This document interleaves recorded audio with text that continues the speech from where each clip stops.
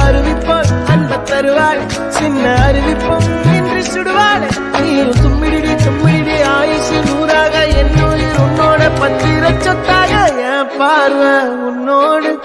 உன் பொம்மை கண்ணோடு பேசாமல் விண்ணோடு நாம் மிதந்து போவோம் காதாரா